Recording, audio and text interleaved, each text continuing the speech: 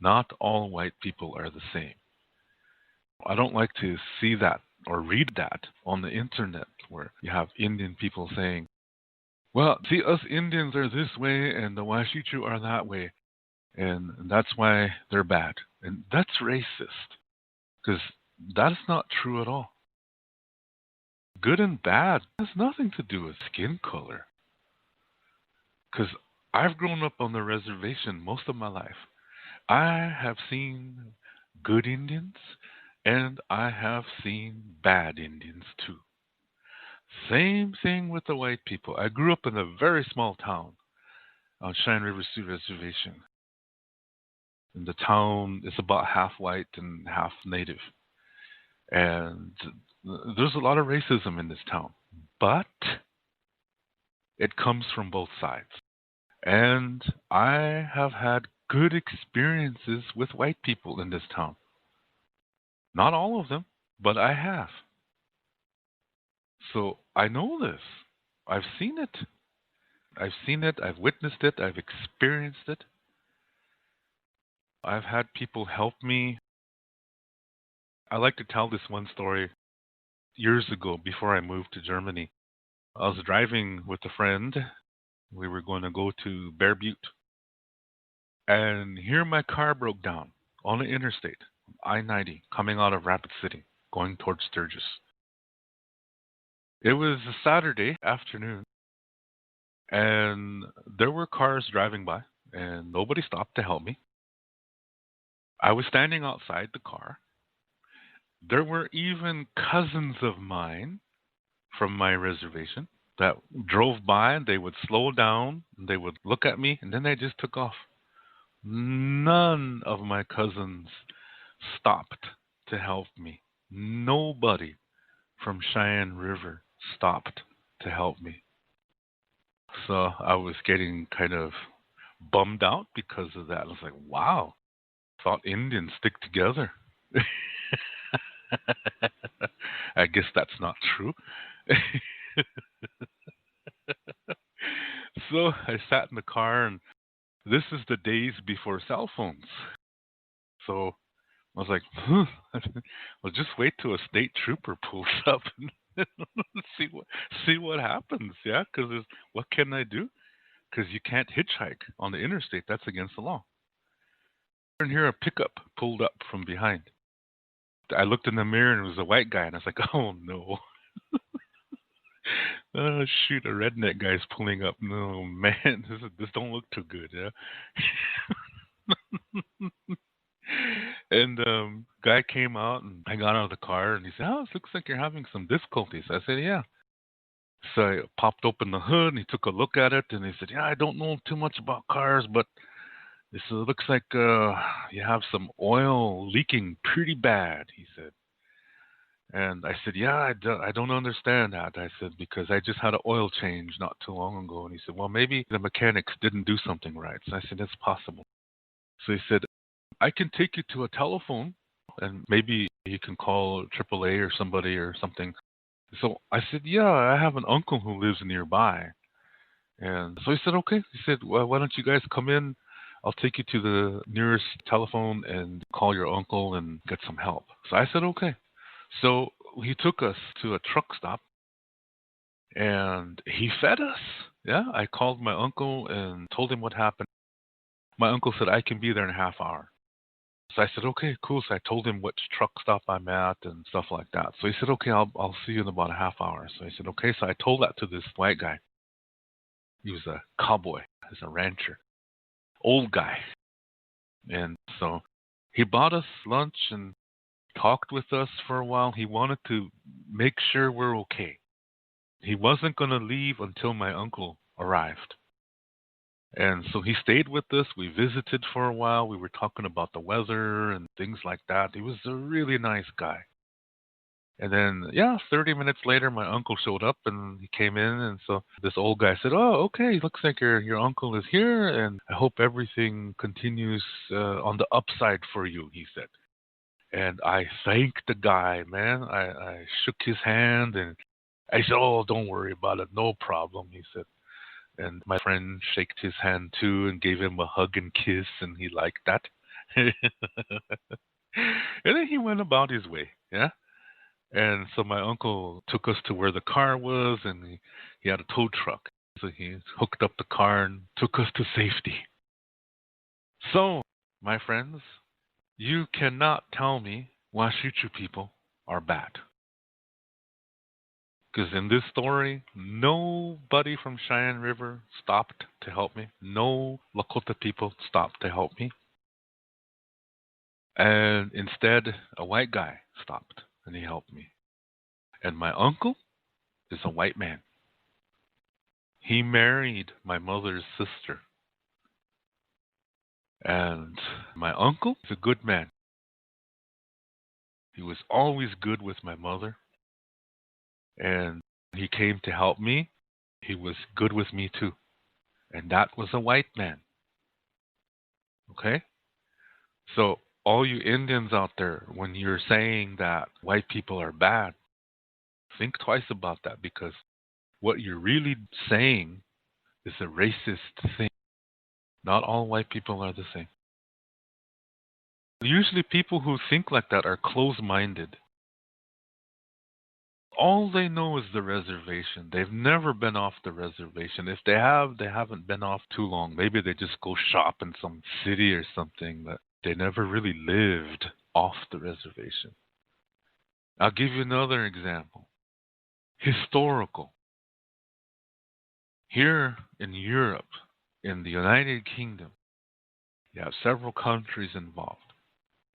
You have England, Wales, Scotland, Northern Ireland, and at one time, the Republic of Ireland. That's the south part of the island. And this used to be the United Kingdom. And there is a difference in these people. Irish people and Scottish people are not the same as British people. The Irish people and Scottish people were oppressed by the British. The British treated the Irish and Scottish people just like the way America treated Indian people. And Irish people and Scottish people are tribal people. They come from the Celtic people. British people don't come from that. British people come from the Germanic tribes. Irish people and Scottish people are descendants of the Celtic culture. The Celtic people were tribal. They all look white, okay? But they're not the same. England oppressed the hell out of Ireland and Scotland too. Even to this day, Scottish people, for example, they call the British flag the butcher's apron. So you see, even among this group, there are differences. So not all white people are the same. Then I like to talk about my friends in Switzerland. These people live in nature. They live in the mountains for the summer, and they really, really live in nature. They know the clouds. Like if the clouds are doing certain things, they know what the weather's going to be like the next day. They can calculate the weather for the next day, depending on what the clouds look like right now.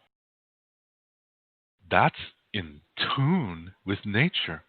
And I guarantee you, most Indian people can't do that. And also, go to the reservation. I invite anybody, go to a reservation and drive through the towns. You're going to see trash all over the place. Does that sound like people who are at one with the earth? Does that sound like people who say they love Grandmother Earth, but yet they trash up the earth?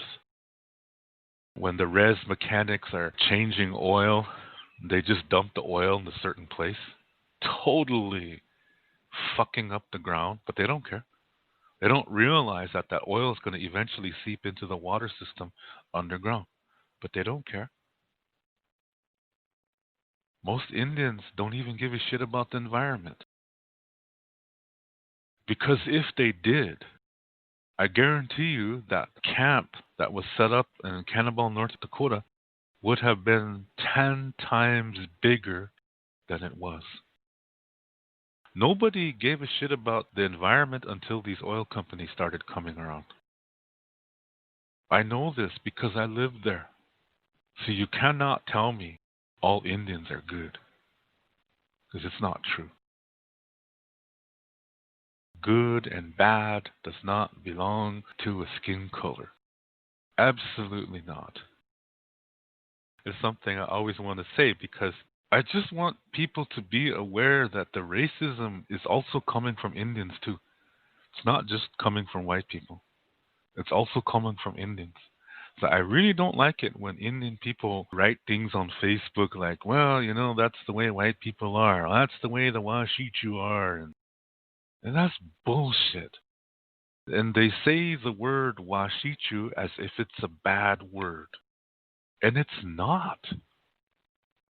The word means fat takers, but people create really racist stories behind that. And that's not even true at all. In the Lakota way, when you have a name for a group of people, usually there's a really funny story behind it. The reason why is because humor is crucial to our existence. When you can tease yourself, it shows you how emotionally healthy you are. And it's a way to extend fellowship to other people by getting them to laugh and relax and to start a good conversation. We're not serious all the time. Humor is really, really important. And I'm not I'm not talking about sarcasm. Sarcasm is an unhealthy thing. I'm talking about humor. Almost all names for different Lakota groups have a funny story behind it. The reason why, I'm going to say it a second time, the reason why is because humor is often used in extending fellowship to people. This is the reason. So let's look at one, for example, Sicangu. These are the people who live on the Rosebud and Lower Brule Sioux reservations. They live on 2 reservations. Now, Sicangu is Sai, and Hu is burnt. So Sicangu means burnt Sai. So now, how come? Why?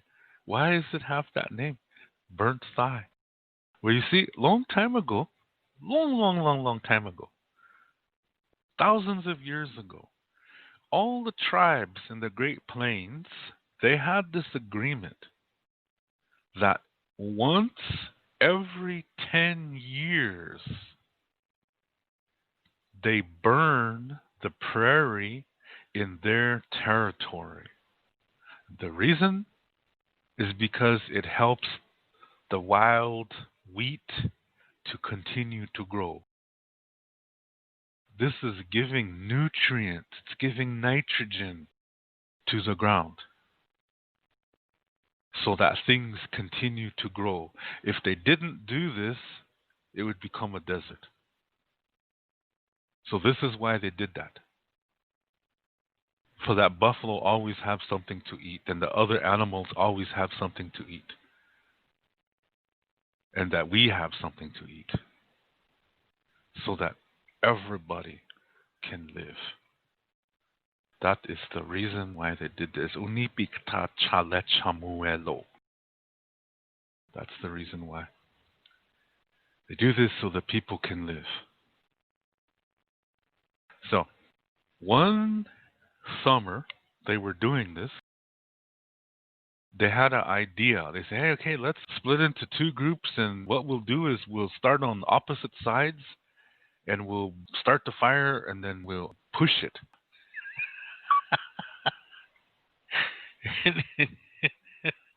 and here it something went wrong. Somebody had trouble with left and right, but they ended up burning themselves into a circle.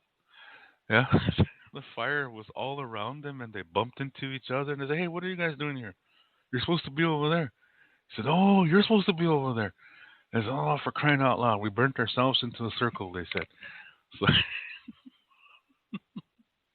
so they had no choice. If they're going to live, they have to run through the fire as fast as they can. So when they ran through the fire, guess what? They got burnt thighs. See? It's a funny story. It's a story meant to make people laugh. And that's how they got their name. Sicangu, Lakota, Oeateki. So, you see, humor is often used in making a name for a group of people. And it's used in a way to extend fellowship to others. Really old Lakota naming custom. Today, most people don't know that. Okay, so when they were making the word for white people, they used this same concept. Just like for the word Sicangu has a funny story. So the Lakota people created a funny story for making a name for white people. And the reason why was to extend fellowship. The same concept. So in this story, two white guys were on the wagon train that was heading out to Oregon. And for some reason, these two guys woke up and maybe they got drunk or something. And I don't know, maybe they were at Brokeback Mountain. Or someplace like that. These two guys woke up in the afternoon. Everybody was gone. So they're just laying out there in the prairie. And so they got up and they didn't know what to do.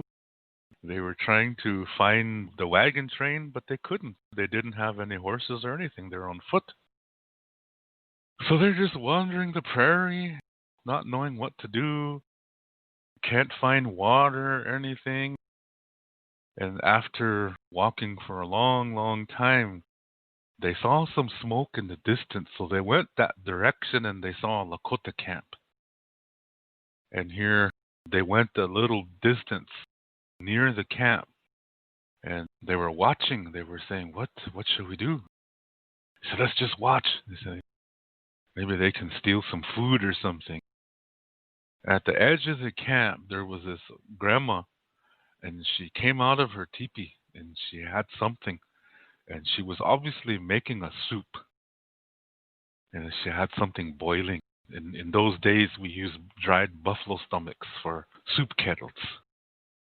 So she was putting stuff in the soup, and they saw her put something big in the soup. They didn't know what it was. They assumed it was meat. So they thought, oh. So they were really hungry. So they waited, and then she went inside her teepee. So they ran over there. They had sticks, and with their sticks, they reached in and grabbed this thing out, and they took off. She came out with a piece of buffalo meat. She was going to throw it into the soup kettle, and here she said, "Hey, who took off with my washi?" she said.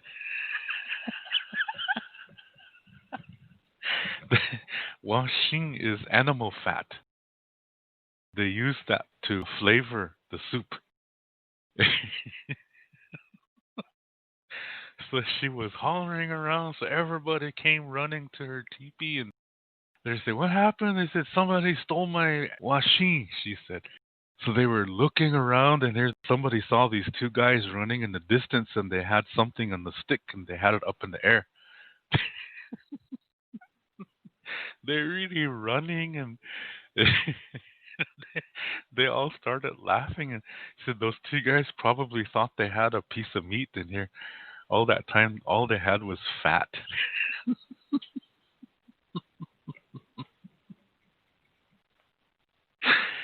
So,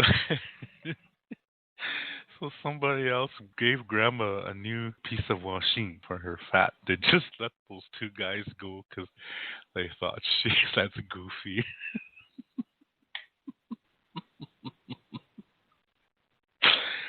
So now let's look at this in Lakota. I said before, washing is animal fat. It's not like when a person is fat. That's chepa. That's something different. I'm talking about animal fat. That's called washing. Washing. Ichu means to take. You put those two words together, washing plus ichu equals washichu. It's how the word came to be, through a funny story. And again, the story is used not to make fun, but to extend fellowship. Just like the word Sicangu, what I told you just a while ago. The same thing. Same concept. So the word Wasicu is not a bad word. Now, some Lakota races, they like to say, yeah, it means fat takers. That's because white people take everything. They even take the fat. See, that's a racist thing to say. And that's not how this word was created. So when Lakota people are using the word Washichu in a derogatory way, they're disrespecting the ancestors who created that word because they did not create that word in hatred. They created that word in the spirit of extending fellowship. So all you Lakota people listening, if you use the word Washichu in a bad way, means that you're disrespecting your ancestors. And maybe you should learn how to speak your own language. Because that's another question too. People say they're Lakota, but what if you don't speak your language? Are you really Lakota if you don't speak your language? Because, see, language and culture are connected. You cannot have one without the other. You need both. It's just like you need to inhale and exhale to live. You can't just do one. If you just do one, you die. So it's the same way with language and culture.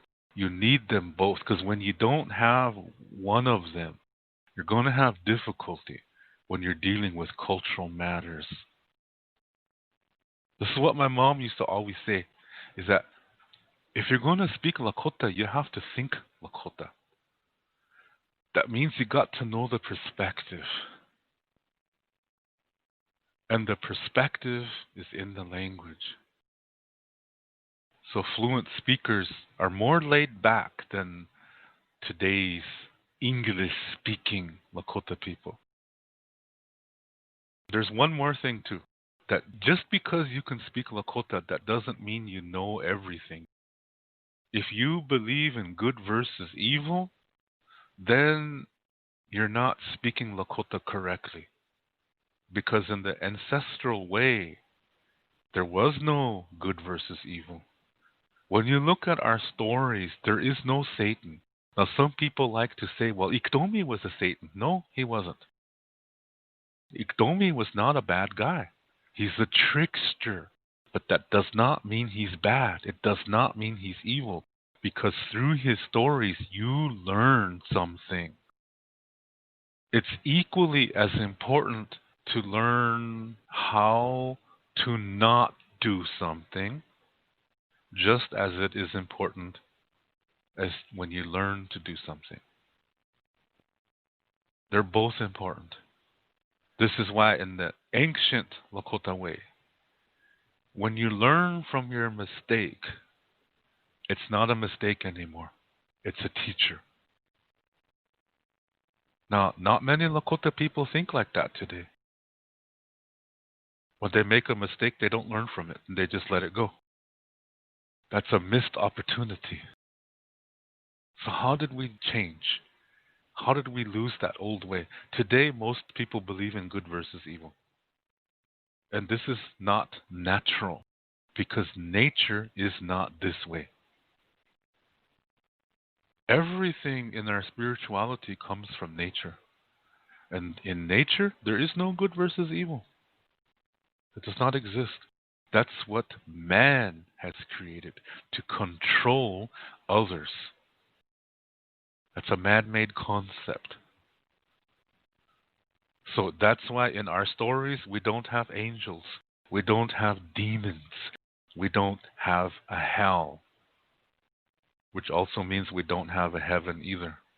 We have something different. And it's not the happy hunting ground. It's something completely different. That's the ancient way. But not many Lakota people believe that. Most Lakota people are very Christian influenced. Just look at their Facebook accounts. Wakatanka has blessed me today. Wakatanka is not God, but most Lakota people think it is. Wakatanka is an organization, and there's more than one. There's several organizations, and they're each called Wakatanka. The reason why is the goal is the same, but they operate in different ways. Neither one is more important than the other. There's no good versus evil. They just do things different. So we really do not have a one God concept. That doesn't exist. In the Lakota ancient way, there's at least 3 perspectives to everything. And because of that, there's no good versus evil. But then the man-made modern thinking, there's only 2. So most Indians today, they think in this 2 perspective system. So most Indians are either Christian or they're Christian influenced today. But in the ancient way, before European contact, we didn't see it like that. Because we've gone through some experiences in our history that changed our way of thinking from what I just described to something that is more close-minded.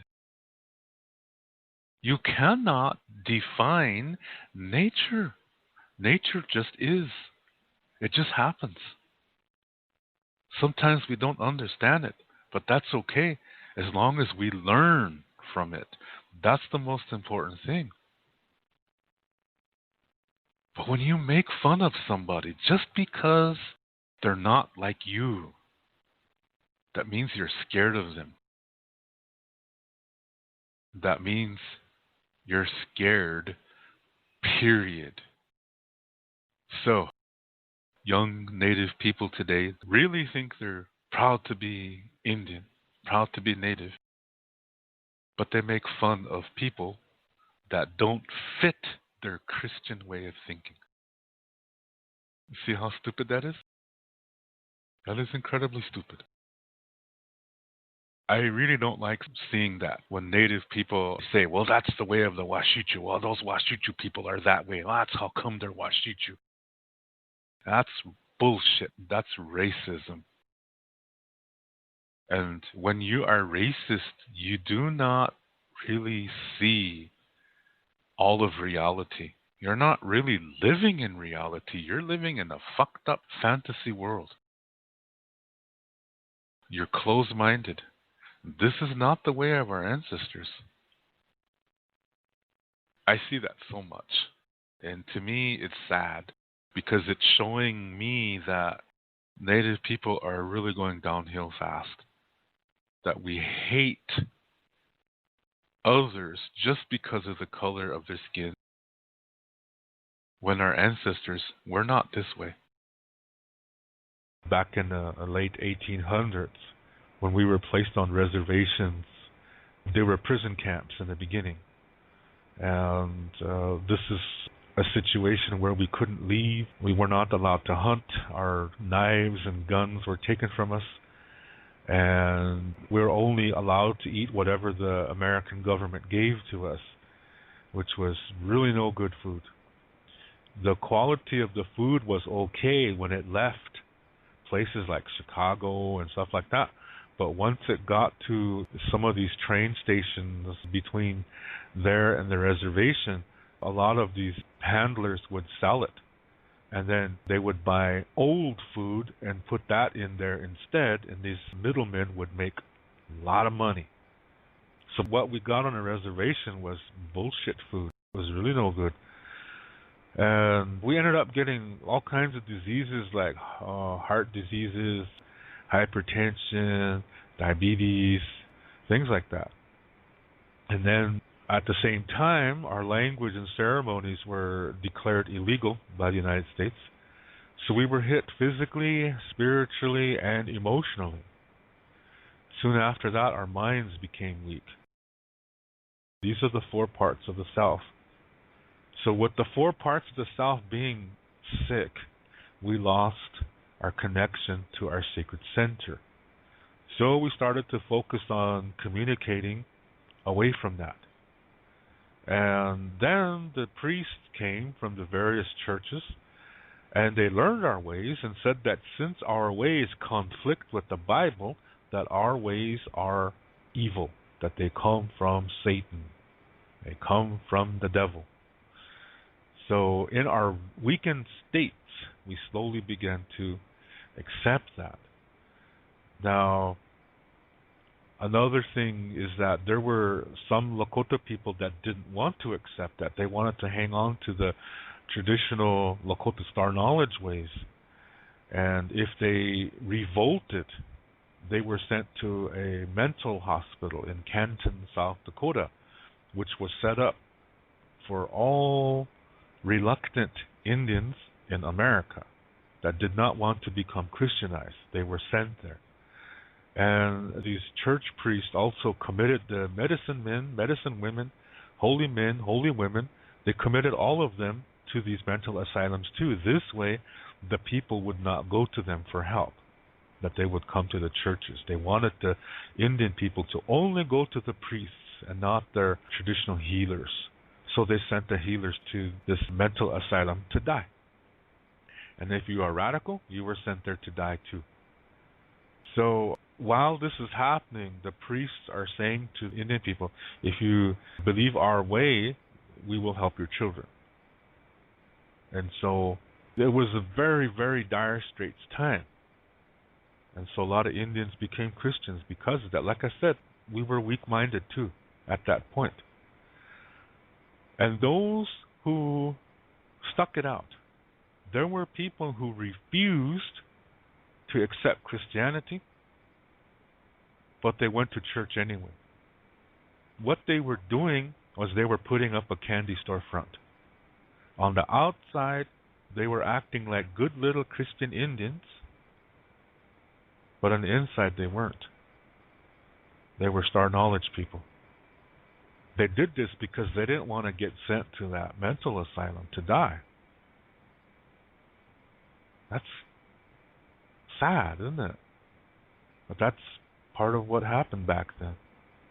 And it's because of these people who maintained this knowledge in secret. Thanks to them, they passed it down to certain people, like me, and we still have this knowledge. And I'm sharing it with you. Because this regards the sacred center. And we all have that. This is not a Lakota thing. This is a Ikje Oyate thing. Ikje Oyate means human being. When you live this way, you communicate as a human, not as a Lakota, not as a German, or a Japanese, or an African. You communicate as a human. That's really important to know. So, that's how it was back then. Now remember I said that the priest said to the Indians, "We will help your children." So they took the children away from the parents, sent them to boarding school hundreds of miles away, where these children were tortured to speak only English and learn the civilized Christian way. If they spoke about home, they were tortured. These schools didn't do background checks in those days. The pay was really low, so they got really no good teachers in these schools. A lot of these teachers were sadistic. They got sexual pleasure from torturing people. And here, this is like summer holiday camp for them. And the same thing for perverts. A lot of perverts now had their pick of the litter, and they could get away with it. That's what happened. A lot of these children were murdered, they were killed, they were raped, they were molested. And there's a lot of unmarked graves near these schools. Not all of these children are accounted for. So, those who made it through, what they learned was whatever they saw. Because a lot of these children never went back home. They were told by the priests that their families had died and that there was nobody there. And that broke their hearts.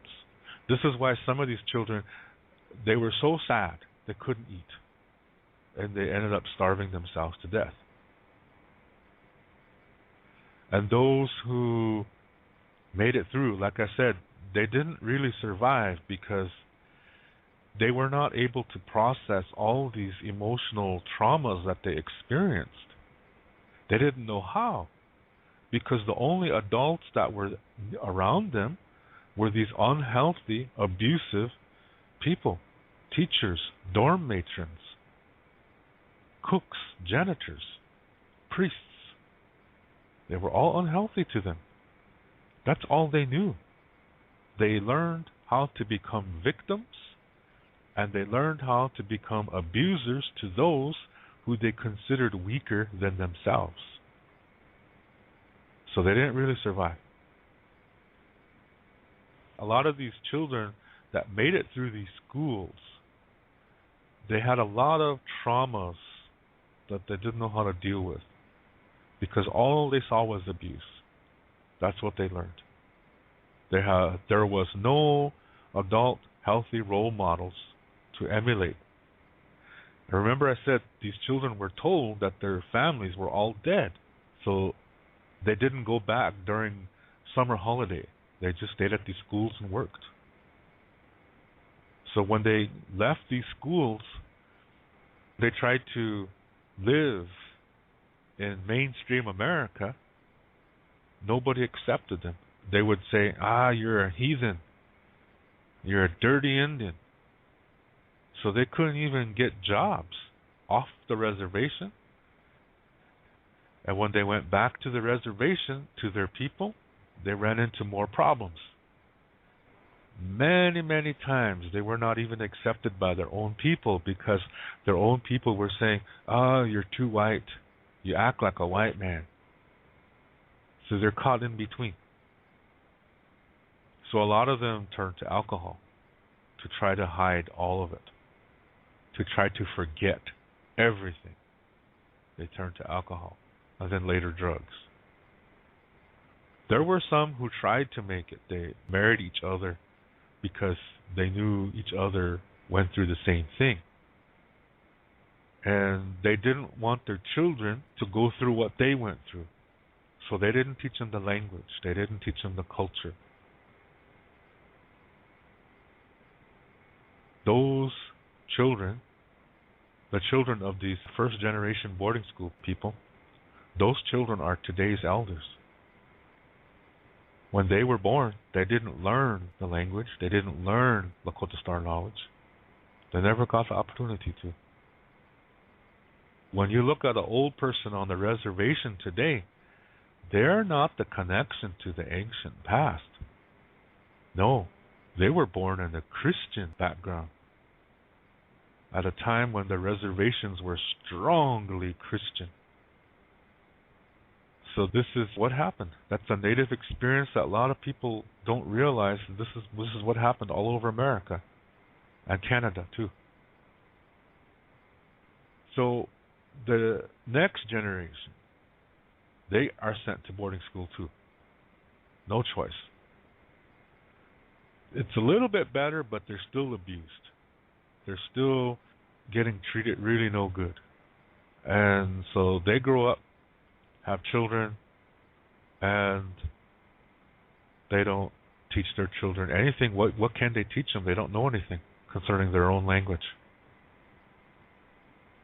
This is why today most people cannot speak their own language, and what little cultural information they know is Christianized, meaning it's dualistic, and it's not the original ancient form.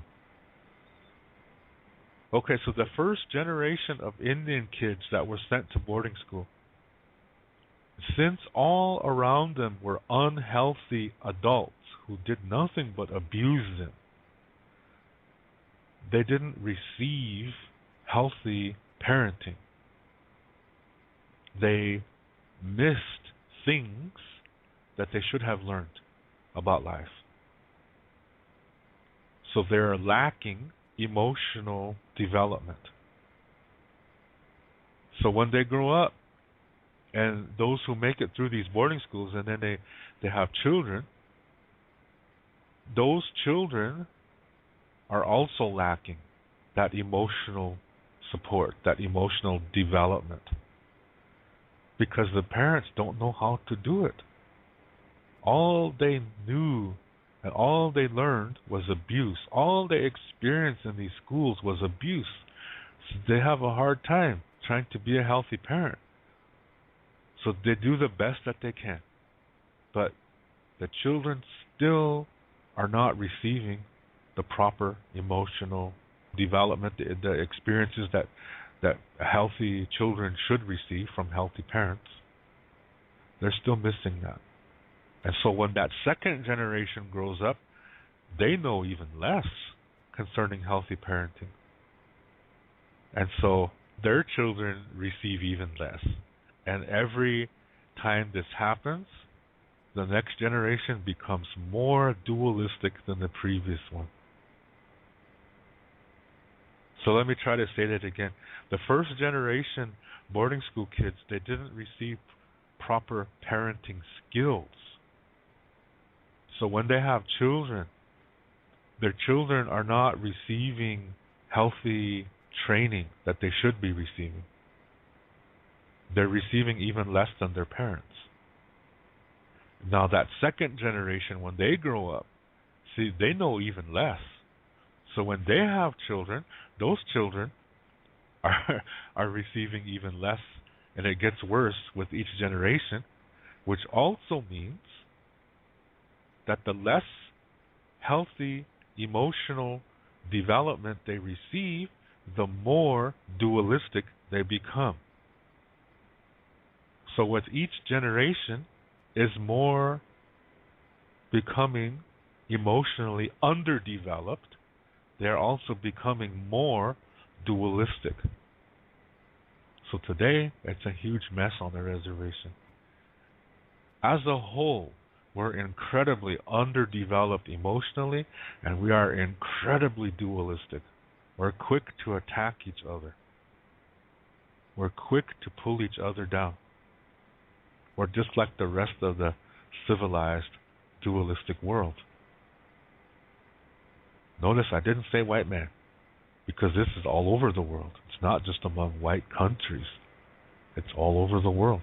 Wherever there is a dualistic ideology, where one gender is considered less than and property of the other gender, you're going to have incredibly underdeveloped emotional people, which equals incredibly dualistic people.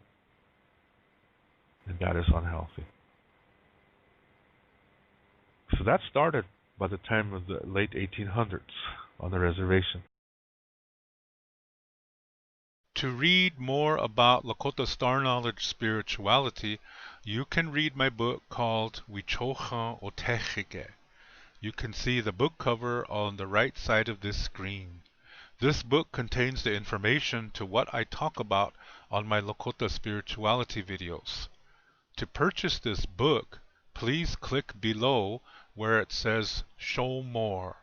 Clicking on that link will open up the description below, and there you will see a link called To Purchase My Books. As you will see, it's an eBay link.